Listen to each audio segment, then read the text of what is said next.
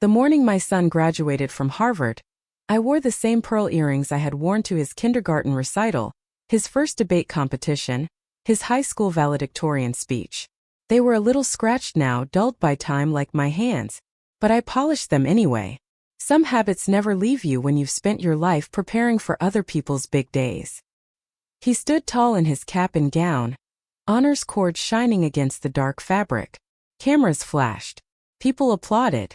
Strangers congratulated me for raising such a brilliant man. I smiled until my cheeks hurt. I thought this was the moment everything I had given up finally made sense. After the ceremony, he didn't hug me right away. Instead, he handed me an envelope. Plain. No card. No words written on the front. His fingers were steady. His face wasn't. "You should read this," he said. There was no mom. No smile. Just distance, sharp and unfamiliar. I laughed softly, thinking it was a letter. Maybe a thank you. Maybe something sentimental he was too proud to read out loud. I had imagined that moment so many times, him finally saying he understood, that he knew how hard it was to raise him alone, to work nights, to stretch every dollar, to sit through parent-teacher meetings feeling like I never quite belonged. I opened the envelope.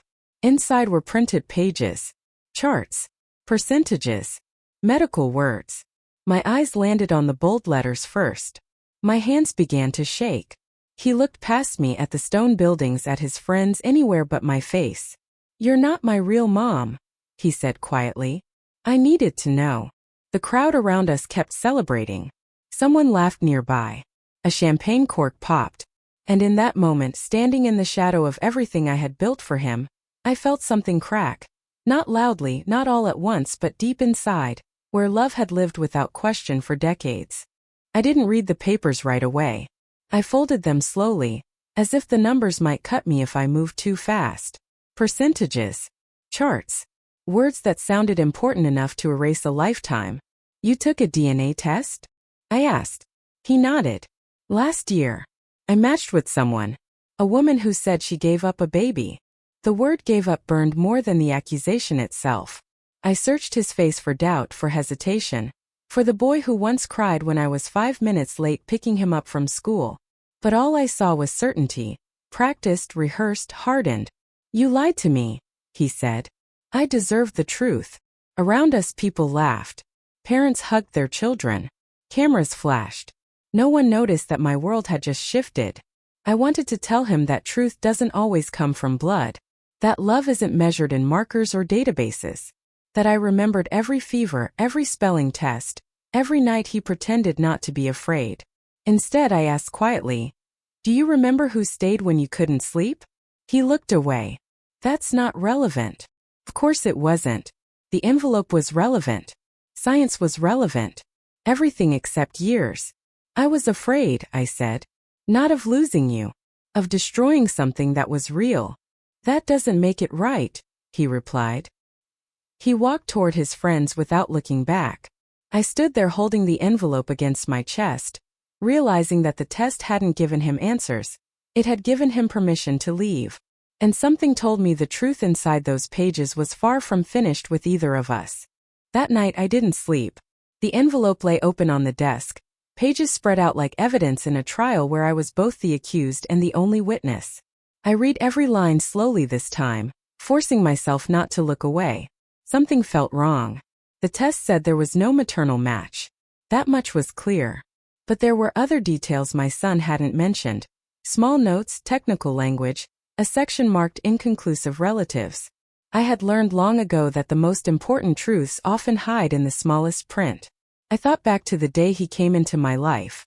How sudden it had been. How no one in the family spoke clearly about where he came from. How my own sister avoided my eyes when I asked questions. I had been too grateful, too overwhelmed by love to push harder. Maybe that was my mistake. I remembered a doctor's office. A signature I didn't fully read. A nurse who called me aunt once and then quickly corrected herself. At the time, I told myself grief makes people say strange things. By morning, my hands were steady. If blood was the only language my son trusted now, then blood was what I would have to understand. Not to prove my love. I knew what that was worth, but to uncover why someone else had wanted the truth buried so deeply. I folded the papers back into the envelope, not with fear this time but with purpose. He thought the DNA test had ended something. I knew then it had only begun.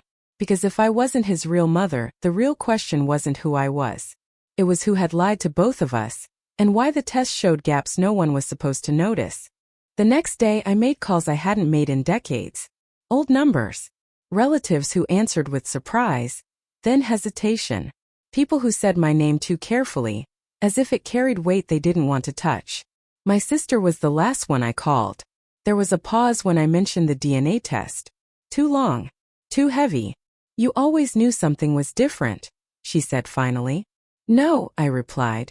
I suspected. That's not the same thing. She sighed, the sound of someone tired of carrying a secret longer than they planned. She told me there had been a hospital mix-up rumor years ago. Nothing proven. Nothing official. Just whispers that were easier to bury than investigate. A young woman who disappeared from town. Papers rushed through. Questions discouraged. You wanted a child so badly, she added softly. Everyone thought it was kinder not to disturb what you already loved. Kinder. I thanked her and ended the call before my voice could break. Love built on silence still carries consequences. I knew that now. That afternoon, I visited the clinic named in the report. The building looked smaller than I remembered, like it had shrunk under the weight of time and guilt. Records were archived, files misplaced, staff replaced. But systems remember even when people pretend not to. I requested my file. They told me it would take time. I smiled politely. I had waited my whole life. A few more days would not stop me. As I walked back to my car, I thought of my son, brilliant, accomplished, convinced truth was something you could download and print. He believed the test had freed him. He didn't know yet that answers have momentum. And once they start moving, they don't ask permission before they collide with everything you thought you knew. The clinic called 3 days later. The woman on the phone spoke carefully, choosing each word like it might be recorded because it probably was. We found something, she said. But it isn't complete. Incomplete. That word again. I sat at my kitchen table, the same one where I had once helped with spelling homework in college applications. The irony didn't escape me. They explained that records from that year were partially digitized, partially handwritten. Some files were flagged for review decades ago and never resolved. My name appeared more than once, not just as a mother but as a recipient. That distinction mattered. You weren't listed as the biological mother, she said. But you were never listed as an adoptive guardian either. I closed my eyes. So what was I? I asked. There was a pause. Officially? A temporary placement. Temporary. I had raised him for over 20 years. I had watched him take his first step, lose his first tooth, fall in love with books and numbers and ambition. Temporary had outlived every permanent thing in my life. The woman continued. There's another file. A restricted one. It references a sibling match that was never disclosed. My heart tightened. Sibling. Yes. A male infant born the same week. The genetic markers suggest a close relation. Closer than coincidence. When the call ended, the room felt too quiet. I stared at the wall, realizing the test my son trusted so completely had only shown him half the truth. If he wasn't my biological child, he wasn't alone either. And somewhere out there was another boy, another life, connected to him in ways neither of us had been allowed to know. I wondered who had decided silence was safer than honesty. And for the first time, I understood that this story was never just about whether I was his real mother. It was about who had taken something from both of us, and how far that lie had spread. I didn't tell my son what I had learned. Not yet. Some truths need to be held gently before they're handed over, and I wasn't sure he knew how to hold anything fragile anymore. Instead, I went back to the beginning, to memory. I found an old photo album in the closet, the one with loose pages and corners taped back together. There were pictures of him as a baby, asleep on my chest, his tiny hand wrapped around my finger. I remembered the nurse who kept calling me by the wrong title, the doctor who avoided eye contact when I asked routine questions. At the time, I told myself I was imagining things. Love makes you generous with explanations. That evening, my son finally called. His voice was distant, polite. I've been thinking, he said. I don't want this to be dramatic. I just want clarity. Clarity. As if it were a light switch. I understand, I replied. And I meant it more than he knew. He told me the woman from the DNA database had reached out again. She wanted to meet him. She sounded emotional. Certain. Ready to claim something. She says she's my real mother, he said. I think I owe her that conversation. I closed my eyes. Somewhere, a second truth was stepping closer, carrying expectations neither of us were prepared for. I won't stop you, I said quietly. But promise me one thing. What? Don't decide who your family is until you hear the whole story. There was a pause. You still think there's more? Yes, I said. And it doesn't belong to just one person. After the call, I placed the photo album back on the shelf. Blood was pulling him forward. But memory, and something darker, something hidden, was pulling us all back to a moment no one had ever explained. And I was starting to believe the answers would hurt him far more than the question ever did. They met without me. I found out from a short message he sent that evening. We talked. I need time. No details. No explanation. Just distance wrapped in politeness. I imagined the meeting anyway. A quiet place. Careful words. A woman searching his face for pieces of herself.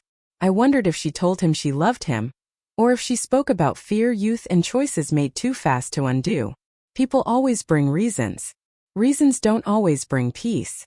The next morning the clinic called again and asked me to come in. This time they didn't pretend calm. There's something you need to know, the administrator said. We reviewed archived files from that week. She explained that records showed irregularities. Forms signed twice, names crossed out, timestamps altered. More than one infant was involved. Not an adoption. Not a clerical error. A reassignment, she said quietly. My hands tightened around the chair. On purpose. She didn't answer directly. There's evidence, she continued, that 2 babies were switched. No follow-up. No correction.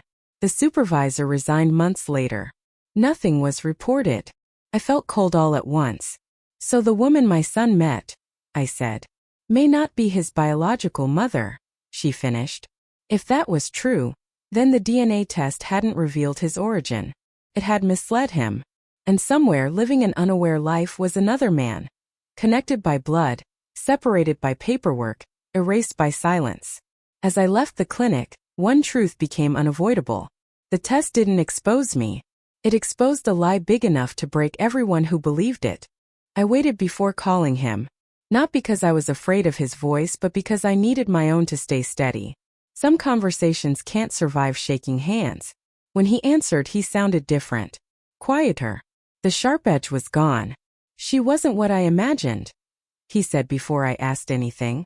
She kept saying I looked like her brother. Not her. Her brother. I closed my eyes. She talked about memories I don't have, he continued. A scar I've never seen. A song I've never heard. He hesitated. When I told her that, she cried. That was the moment certainty finally broke. I need to tell you something, I said. And this time I told him everything: the clinic, the files, the word reassignment, the possibility of 2 babies. I didn't soften it. I didn't rush it. Silence filled the line, long and heavy. So the test, he said slowly. It didn't prove I wasn't yours. It proved someone lied. Yes. And she might not be my mother. Yes. He let out a breath that sounded like grief finally finding a place to land.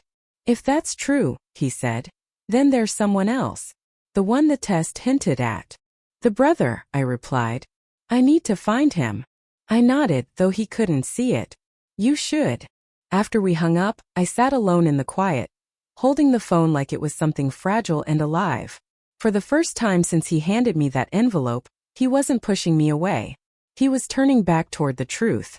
And I knew the next answer we uncovered wouldn't just change how he saw me. It would change how he saw himself and the life he thought he understood. Finding the brother was harder than either of us expected. Databases don't like ghosts, and that man was exactly that. A life misplaced, renamed, and sealed behind outdated systems.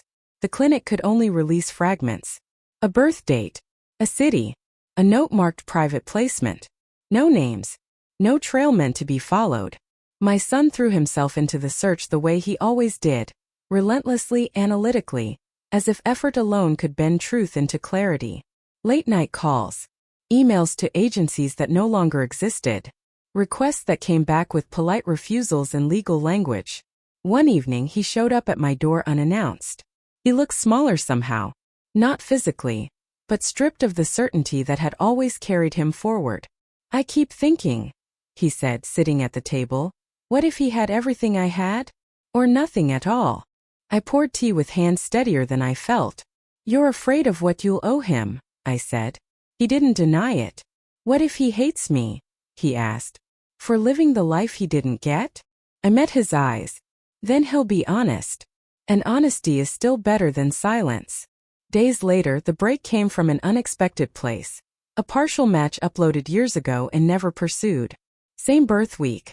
Same markers. A man living 3 states away. Married. 2 children. Ordinary life. Too ordinary to be coincidence. My son stared at the screen for a long time. "He looks normal." "So do you," I said softly. He nodded, then asked the question I had been waiting for. "Will you come with me if he agrees to meet?" I didn't hesitate. Yes. Because whatever waited on the other side of that meeting, I knew one thing for certain. Blood might open the door, but someone had to stand beside him when it finally did. The reply came sooner than expected. The man answered the message himself. No anger. No excitement. Just caution. He said he had always known something about his past didn't fit, that his parents avoided questions, that doctors' dates never lined up. He agreed to meet, not out of hope but out of a need to stop wondering. They chose a neutral place. A small diner near the highway. Nothing sentimental. Nothing dramatic. We arrived early. My son sat across from me, tapping his fingers against the table the way he used to before exams. For the first time I saw fear without ambition attached to it. "What if he takes one look at me and knows?" he asked. "Then he already knows," I said. "He just hasn't had proof." When the door opened, I recognized him immediately. Same height. Same posture. Even the same habit of scanning the room before committing to a step. The resemblance wasn't perfect, but it was undeniable. They stood there staring at each other like mirrors slightly out of alignment. "You look like me," the man said finally. "No," my son replied. "You look like what I might have been." They sat, spoke carefully, compared childhoods in fragments, different schools, different parents, the same unanswered questions. No accusations. Just facts laid gently on the table. Then the man looked at me. "You raised him," he said. It wasn't a question. "Yes," I answered. He nodded once. "Then you're part of this." My son's shoulders relaxed at those words just a little. In that quiet diner, with coffee growing cold between us, I understood something important. This wasn't a reunion. It was a reckoning, and the beginning of a truth none of us could walk away from unchanged. They didn't embrace. Not at first. That came later, after words ran out and silence became heavier than distance. The man spoke about his parents carefully. Good people, he said. Loving. But guarded. Questions about his birth were always answered with the same phrases, repeated too often to be real. "It doesn't matter. We're your family." Why dig into the past? My son listened differently now. Not with judgment but with recognition. "I was told the truth would free me," he said quietly. "But it only confused me." The man nodded. That's what half-truths do. They compared timelines, hospitals, names of doctors long retired, details that lined up too precisely to ignore. Each match tightened something invisible between them. Not warmth yet, but gravity. Then the man asked the question neither of them wanted to voice. "Do you wish we'd switched places?" The diner went still. My son didn't answer right away. When he finally did, his voice was steady. "No. But I wish we'd both been told." I felt my chest tighten. The man turned to me again. "Did you ever feel like something was missing?" I thought of every moment that felt complete. Every scraped knee, every late-night talk, every sacrifice I never questioned. "No," I said. "I felt like I was chosen." My son looked at me then, really looked, and something shifted. Not guilt. Not obligation. Understanding. When we left the diner, they exchanged numbers. No promises. No labels. Just openness. In the parking lot, my son stopped and said the words I hadn't asked for. I was wrong, he said. Not about the test. About what it meant. I waited. You're my mother, he finished. Not by accident. By choice. And for the first time since Harvard, that truth didn't need to be proven. The weeks that followed were quieter than I expected. No dramatic revelations. No public apologies. Just a slow rearranging of truth, like furniture moved carefully through narrow doors. My son called more often. Not to ask questions but to talk. About work. About small frustrations. About nothing important at all. It felt intentional, as if he were rebuilding something familiar piece by piece, making sure it still fit. The other man, the brother, kept his distance but not coldly. He sent short messages. Updates. A photo of his children at a soccer game. Ordinary moments, offered without pressure. One afternoon, my son sat across from me again at the kitchen table. I used to think success meant clarity, he said. Clean answers. Proof. And now? I asked. And now I think it means living with what's unfinished. He told me he had contacted a lawyer. Not to sue. Not to accuse. Just to document. To make sure no one else grew up with missing pieces disguised as kindness. I don't want revenge, he said. I want the truth to stop where it should have started. I nodded. That was the first truly adult thing I'd heard him say since the envelope. That evening I opened the old photo album again. This time I wasn't searching for clues. I was remembering. Every image felt intact, untouched by science or paperwork. Later, as he stood to leave, he hesitated at the door. I thought blood would tell me who I am, he said. But it didn't. What did? I asked. He smiled small real. Who stayed? And in that moment, I knew the lie that had shaped our lives was finally losing its power. Because truth doesn't always arrive as proof. Sometimes it arrives as peace. The lawyer's findings arrived in a thin envelope, lighter than the one that had started everything, yet far heavier in meaning. No dramatic language. No accusations. Just confirmation that records had been altered, approvals rushed, and oversight quietly avoided. Enough truth to stand on its own. My son read the summary once, then set it aside. I don't want this to define me, he said. Or him. I understood. Some truths are meant to be acknowledged, not worshipped. The brother called that night. He spoke slowly, like a man choosing honesty over comfort for the first time. My parents don't know, he admitted. And I don't think I'll tell them. They raised me. They didn't steal me. My son listened, then said something that surprised us both. Neither did she. There was a pause on the line. I know, the brother replied. But someone did. They agreed to keep talking. No promises of closeness. Just space where curiosity could exist without expectation. After the call, my son sat quietly, staring at nothing. Then he asked, Were you ever afraid I'd leave? I thought about it. About the envelope. The words. The silence. No, I said. I was afraid you'd forget why you came back. He smiled at that, and the smile stayed. Later, alone, I realized how close I'd come to losing him. Not to blood, but to certainty. Certainty can be cruel when it refuses complexity. The past would never be clean. But the present was honest. And for the first time since that graduation day, I slept without rehearsing explanations. Somewhere inside me something settled. Not because everything was resolved, but because nothing important was pretending anymore. Time softened the sharp edges, but it didn't erase them. It taught us how to live around them. My son stopped talking about the DNA test altogether. Not because it no longer mattered, but because it no longer defined the center of his life. Work filled his days. Ordinary plans returned, dinners, deadlines, small complaints that felt comforting in their normality. One afternoon he surprised me. I visited the hospital, he said. Not to accuse, just to see it. I knew what that meant.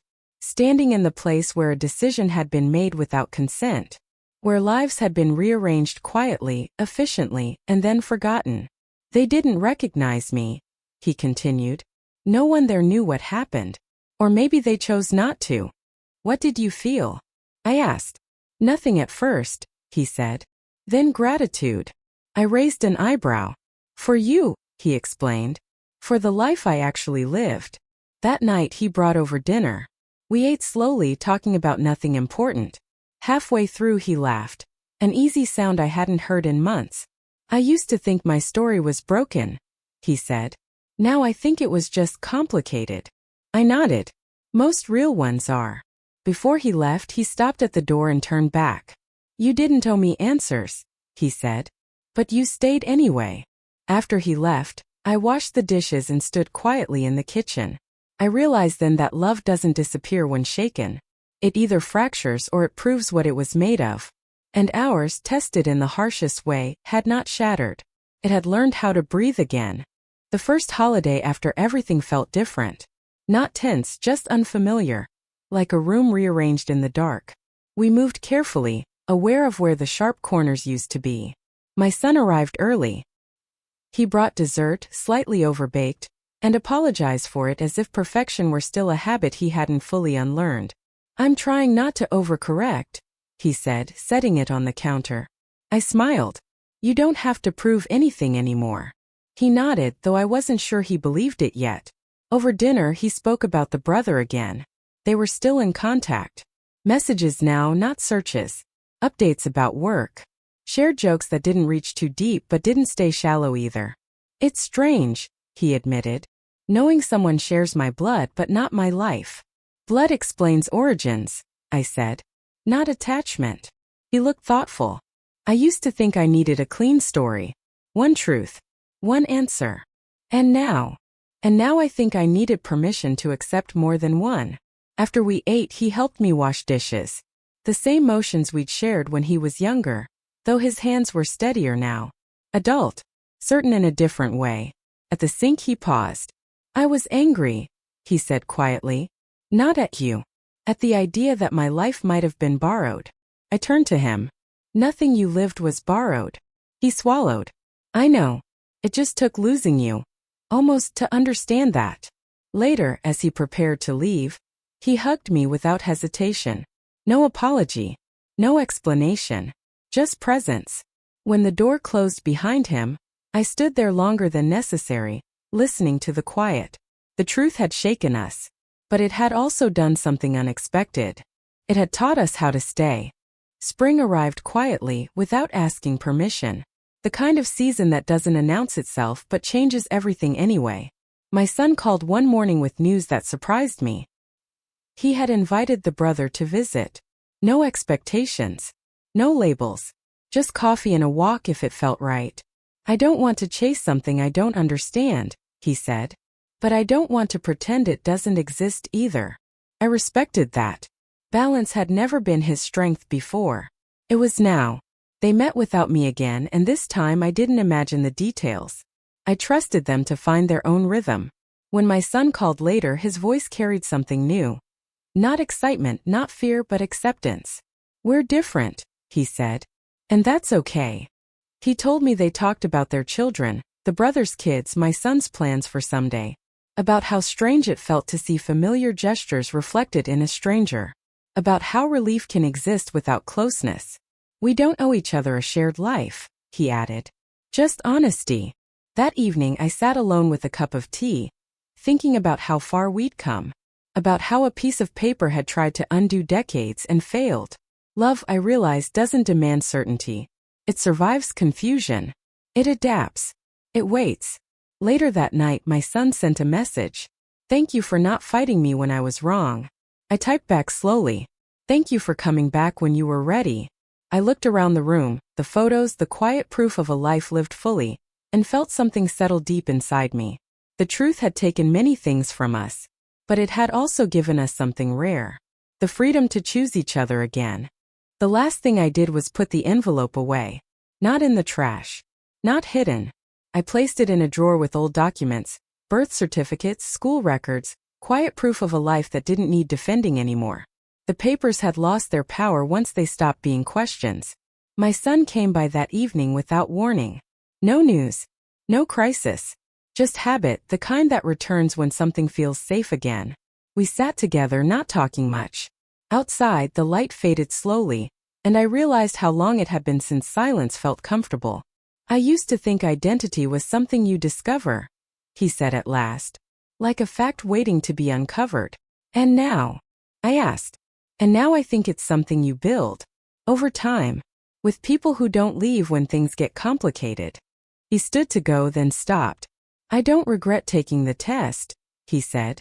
But I regret what I thought it meant. I reached for his hand.